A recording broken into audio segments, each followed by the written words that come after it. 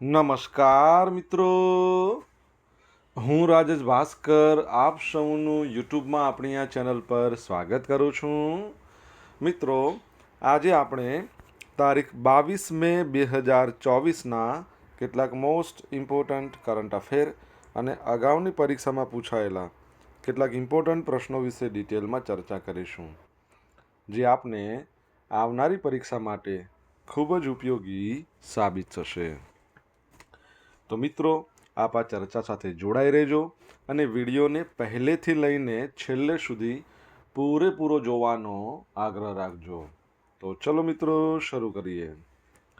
શરૂઆત કરતાં પહેલાં જણાવી દઉં કે જો તમારે આપણી આ યુટ્યુબ ચેનલને સબસ્ક્રાઈબ કરવાની બાકી હોય તો ચેનલને સબસ્ક્રાઈબ કરી લેજો, નોટિફિકેશન બેલ આઇકોનને પ્રેસ કરીને. અને જો તમને વિડીયો પસંદ આવે તો વિડીયોને લાઈક કરજો અને તમારા જેટલા પણ મિત્રો છે એ બધા મિત્રો જોડે આ વિડીયોની લિંકને શેર કરજો. તો શરૂઆત કરીએ. સૌપ્રથમ જોઈશું અગાઉની પરીક્ષામાં પૂછાયેલા સામાન્ય વિજ્ઞાનના પ્રશ્નો, જેના જવાબો તમારે મને કમેન્ટમાં લખીને જણાવવાના છે. વિડીયોના લાસ્ટમાં જ્યારે હું તમને આ દરેક પ્રશ્નના જવાબ જણાવું ત્યારે તમારે ચેક કરવાનું છે કે તમે જેટલા પણ પ્રશ્નોના જવાબ આપ્યા છે એમાંથી કેટલા પ્રશ્નોના જવાબ સાચા છે, અને જેટલા પણ પ્રશ્નોના જવાબ સાચા હોય એનો આંકડો તમારે કમેન્ટમાં લખવાનો છે. તમને ખ્યાલ જ છે, ડેલી જીકે ટેસ્ટમાં આપણે રોજ 10 પ્રશ્નો પૂછીએ છીએ. આ 10માંથી તમારા કેટલા પ્રશ્નો સાચા છે તમારે કમેન્ટમાં લખવાના છે. હવે 10 પ્રશ્નોમાંથી 5 પ્રશ્નો સામાન્ય વિજ્ઞાનના છે, બાકીના જે 5 પ્રશ્નો છે એ ગુજરાતના ઇતિહાસના છે. તો તમે તમારા આન્સર આપોની છે કમેન્ટ બોક્સમાં, અને હું આજના કરંટ અફેરનો પ્રથમ પ્રશ્ન છે એની શરૂઆત કરું છું. આજનો પ્રથમ પ્રશ્ન, તાજેતરમાં ગુજરાતના કયા શહેરમાં કેન્સર વોરિયર્સના લાભાર્થે ફેશન શો યોજાયો હતો? તો જવાબ આવશે રાજકોટમાં. કઈ જગ્યાએ? રાજકોટમાં. તો રાજકોટમાં સૌપ્રથમ વખત કેન્સર વોરિયર્સના લાભાર્થે ફેશન શો યોજાયો. આયોજક જ્યોતિ શાસ્ત્રીએ જણાવ્યું હતું કે રાજ્યમાં આયોજિત આ સૌથી મોટા ફેશન શો છે એનો લિમ્કા બુક ઓફ રેકોર્ડ અને ઇન્ડિયા બુક ઓફ રેકોર્ડમાં સમાવેશ કરવા માટેની કાર્યવાહી પણ યોજાશે. દર્દીઓને કેન્સર એટલે કેન્સલ નહીં એવી પ્રેરણા આપવા માટે રાજકોટમાં કેન્સર ક્લબ છે ને એના દ્વારા આનું આયોજન કરવામાં આવ્યું હતું. અને આ ફેશન શોનો ઉદ્દેશ એવો જ છે કે કેન્સર જેવા ગંભીર રોગ અને તેની સારવાર વિશે જાગૃતિ ફેલાવવાની, લોકોમાં કેન્સરગ્રસ્તો માટે હકારાત્મક અભિગમ કેળવવાનો હતો. આ ફેશન શોમાં કેન્સરની સારવાર ચાલી રહી હોય એવી 75 મહિલાઓએ ભાગ લીધો હતો, જેમાં 18 વર્ષની યુવતીથી માંડીને 80 વર્ષના વૃદ્ધાઓએ પરંપરાગત અને ઇન્ડો વેસ્ટર્ન અને વેસ્ટર્ન પહેરવેશની થીમ આધારિત રેમ્પ વોક કર્યું હતું. બરાબર છે, તો આ યાદ રાખજો. રાજકોટની વાત કરીએ તો સૌરાષ્ટ્રની આન બાન અને શાન રાજકોટ કબા ગાંધીનો ડેલો, બરાબર, લાલપરી તળાવ, આજી નદી, આ ઉપરાંત વોટસન મ્યુઝિયમ, ઢીંગલી મ્યુઝિયમ. ઓકે, તો આ બધું રાજકોટમાં. તમને ખબર છે કે ડીઝલ એન્જિનનું હબ કહેવાય છે રાજકોટ. ગુજરાતની પ્રથમ એમ્સ હોસ્પિટલ રાજકોટમાં, ગુજરાતની પ્રથમ ગ્રીનફિલ્ડ એરપોર્ટ છે એ પણ રાજકોટમાં છે. તમને ખબર હોય તો રિસન્ટલી આપણે ભણ્યા હતા કે રાજકોટમાં એક નવું સરોવર બનાવવામાં આવ્યું છે, અટલ સરોવર.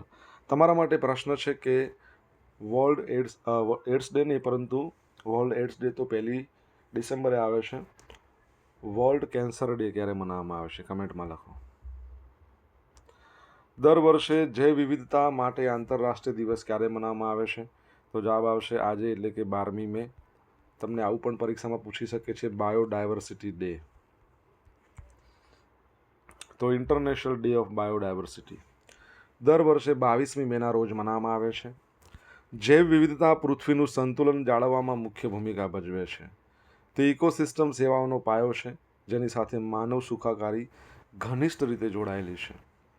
પ્રાણીઓ, છોડ, ફૂગ, બેક્ટેરિયા, આવા જે સૂક્ષ્મ જીવોની વિવિધતા આપણી કુદરતી દુનિયા બનાવે છે. 2024ની આની થીમ છે બી પાર્ટ ઓફ ધ પ્લાન. બરાબર છે, તો એ યાદ રાખજો. ઓકે, આગળ વધીએ આપણે.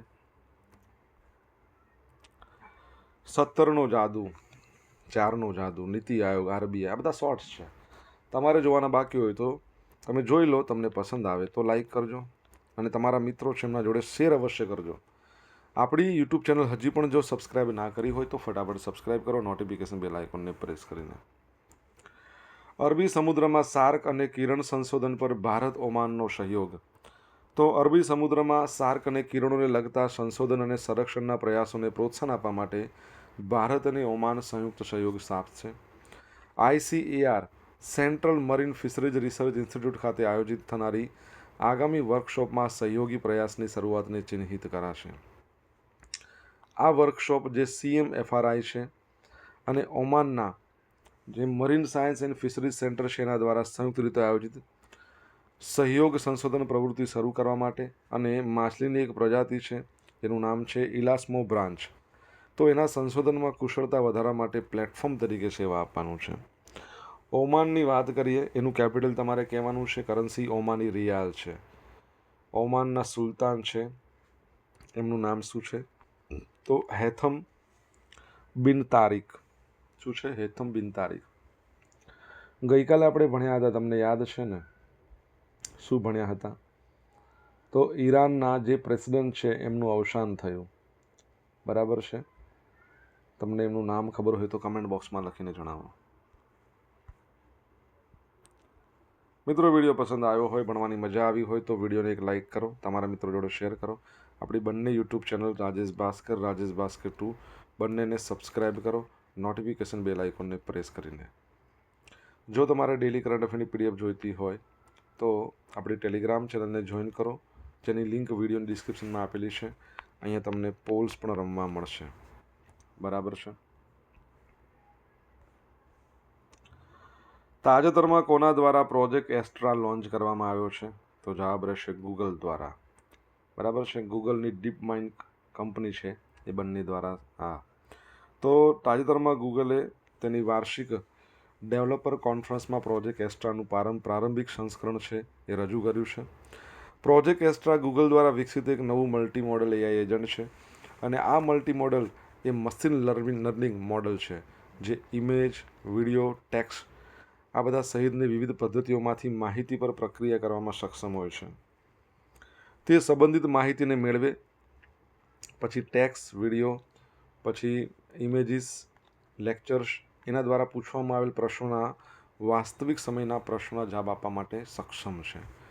તે ફોનના કેમેરા દ્વારા કમ્પ્યુટર કોડ જોઈને પણ જવાબ આપે છે. તે સ્માર્ટફોન પૂરતું મર્યાદિત નથી. ગૂગલે પણ સ્માર્ટ ચશ્મા સાથેનો ઉપયોગ થતો દર્શાવ્યો હતો. પ્રોજેક્ટ એસ્ટ્રા એ વિશ્વ વિશે શીખી શકે છે. તેને માનવ સહાયક જેવા અનુભવની શક્ય તેટલી નજીક બનાવે છે. બરાબર છે? ગૂગલની વાત કરીએ, 1998માં એની સ્થાપના, કેલિફોર્નિયામાં હેડક્વાર્ટર છે. લેરી પેજ અને સર્જેય બ્રિન એમના દ્વારા એની સ્થાપના થઈ હતી. તમારા માટે પ્રશ્ન છે, હાલમાં એના CEO કોણ છે? ગૂગલની જે પેરેન્ટ કંપની છે આલ્ફાબેટ, એના પણ CEO એક જ છે. આન્સર આપો કમેન્ટ બોક્સમાં. તાજેતરમાં વૈજ્ઞાનિકોએ કયા દેશમાંથી લગભગ 1.5 અબજ વર્ષ જૂના વાયરસની શોધ કરી છે? તો જવાબ આવશે અમેરિકા, USAમાંથી. તો USAમાં આવેલો છે યલોસ્ટોન નેશનલ પાર્ક. તો વૈજ્ઞાનિકોએ આ નેશનલ પાર્કમાં એક વાયરસની શોધ કરી છે જે લગભગ 1.5 અબજ વર્ષ જૂનો છે. આ વાયરસનું નામ જાયન્ટ રાખવામાં આવ્યું છે કારણ કે તે મોટાભાગના વાયરસ કરતાં ઘણો મોટો છે. તે લોકોને નુકસાન પહોંચાડતા નથી. પૃથ્વી પર જીવન કેવી રીતે શરૂ થયું તે વિશે એમને મહત્વપૂર્ણ માહિતી આપવા માટે સક્ષમ છે. વૈજ્ઞાનિકોએ હોટ સ્પ્રિંગમાંથી DNA સેમ્પલ લીધા હતા, જેમાં તેમને જનીનો બેક્ટેરિયા, શેવાળ અને ઓરક્યામાંથી આવ્યા હતા. તેઓએ લગભગ 3700 વિવિધ વાયરસની ઓળખ કરી અને તેમાંથી લગભગ 2/3ને જાયન્ટ વાયરસ કહેવામાં આવ્યા છે. બરાબર છે? હવે તમને ખબર હોય તો આપણે થોડા સમય પહેલાં ભણ્યા હતા કે કોરોના વાયરસ છે એનો એક નવો વેરિયન્ટ આવ્યો છે. અમેરિકામાં અત્યારે બહુ ચર્ચામાં છે, પરંતુ તેમાં હોસ્પિટલાઇઝ થવાની જરૂર હોતી નથી. શું નામ છે એનું? કમેન્ટમાં લખો. અમેરિકાની વાત કરીએ, યુનાઇટેડ સ્ટેટ્સ ઓફ અમેરિકા, તો એની કેપિટલ છે વોશિંગ્ટન DC. એના જે પ્રેસિડન્ટ છે 46મા નંબરના જો બાઇડન. વાઇસ પ્રેસિડેન્ટ છે આપણા ભારતીય મૂળના છે કમલા હેરિસ, અને એની કરન્સી અમેરિકન ડોલર છે, તો બધાને ખબર જ છે. આગળ વધીએ આપણે.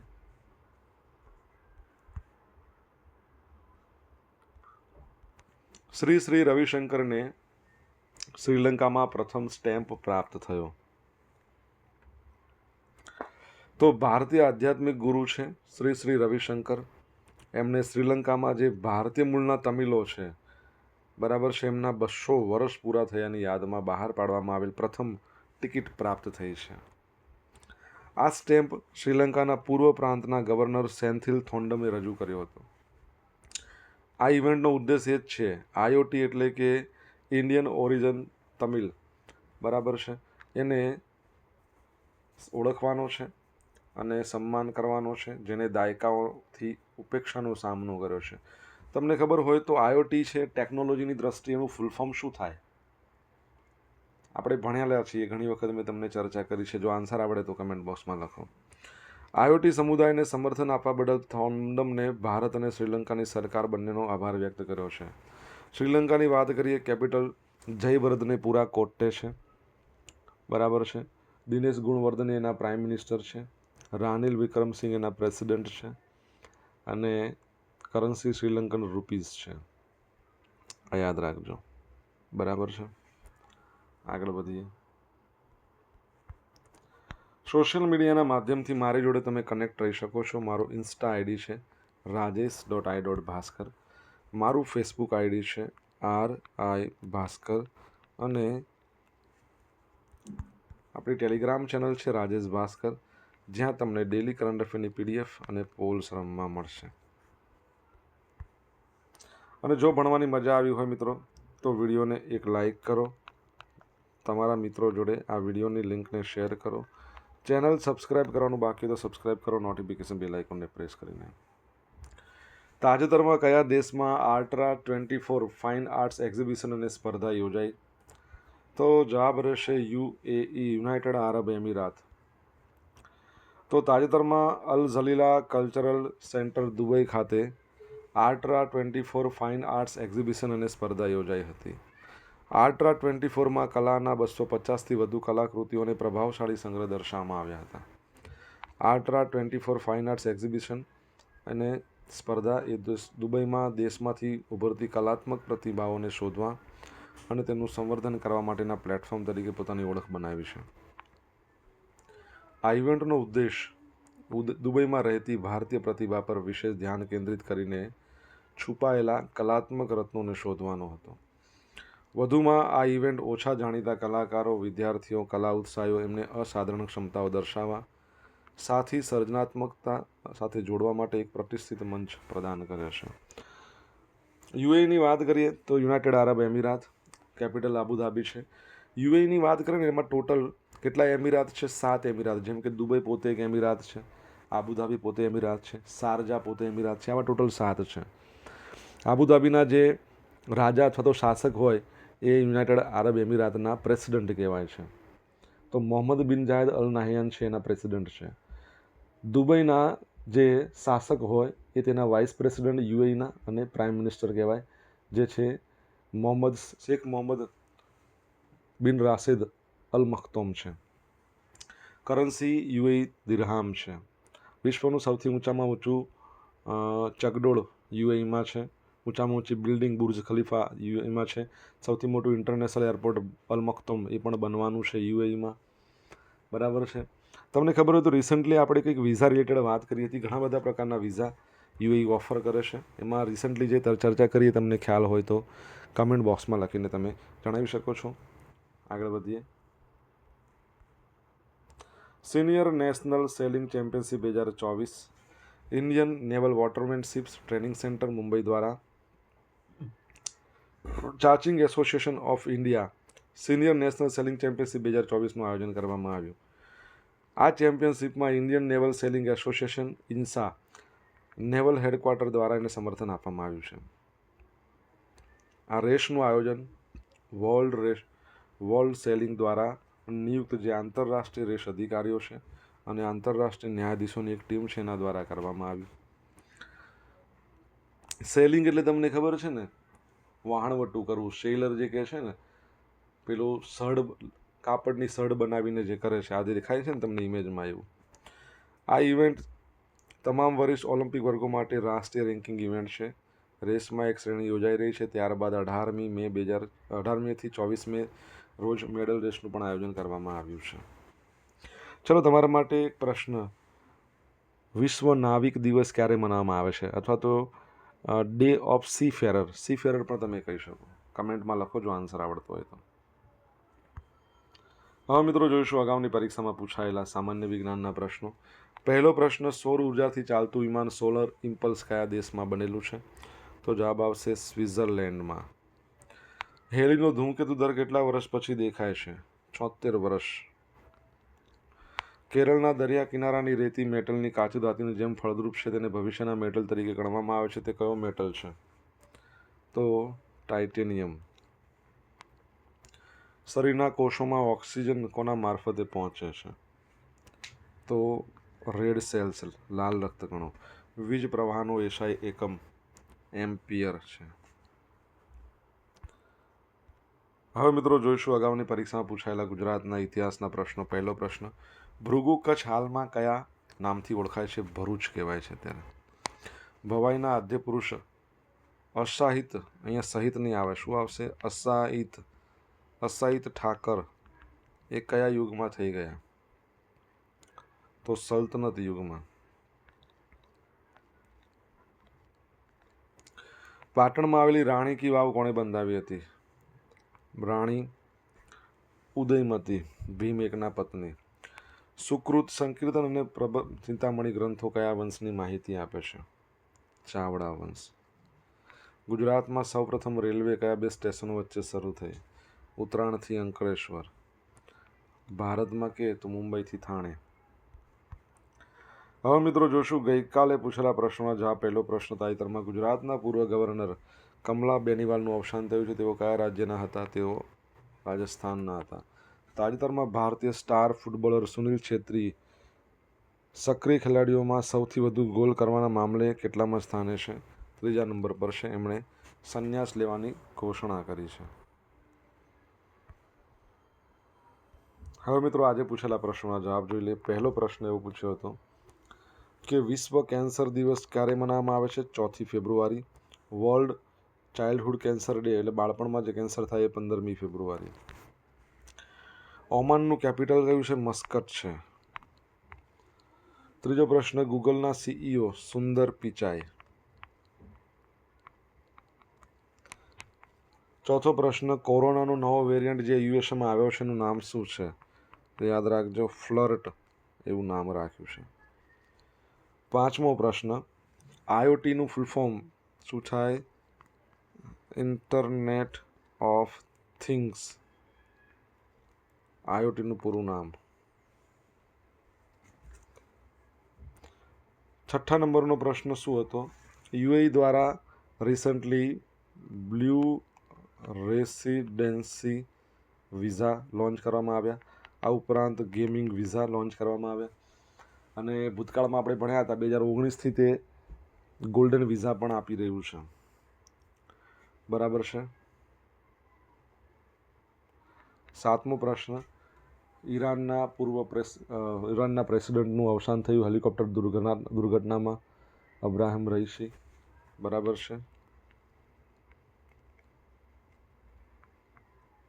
8મો પ્રશ્ન, ડે ઓફ સીફેરર ક્યારે મનાવવામાં આવે છે? 25મી જૂન.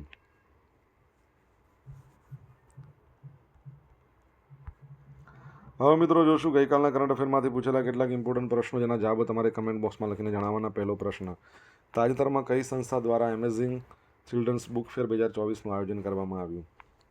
સેકન્ડ પ્રશ્ન, તાજેતરમાં થાઇલેન્ડ ઓપન 2024 મેન્સ ડબલ્સનું ટાઇટલ કોણે જીત્યું? જવાબ આવડે તો કમેન્ટ બોક્સમાં લખીને જણાવજો. તો મિત્રો આ હતા આજના દિવસના કેટલાક મોસ્ટ ઇમ્પોર્ટન્ટ કરંટ અફેર. સાથે આપણે જોયું અગાઉની પરીક્ષામાં પૂછાયેલા કેટલાક ઇમ્પોર્ટન્ટ પ્રશ્નો એના જવાબોની સાથે. આશા રાખું છું બધાને ભણવાની મજા આવી હશે. જો મજા આવી હોય તો વિડીયોને લાઇક કરો, તમારા મિત્રો જોડે એને શેર કરો. આપણી બંને યુટ્યુબ ચેનલ રાજેશ ભાસ્કર 2 બંનેને સબસ્ક્રાઈબ કરો, નોટિફિકેશન બેલ આઇકોનને પ્રેસ કરીને. તો મિત્રો thank you so much for watching this video. Have a nice day. જય હિન્દ, જય ભારત.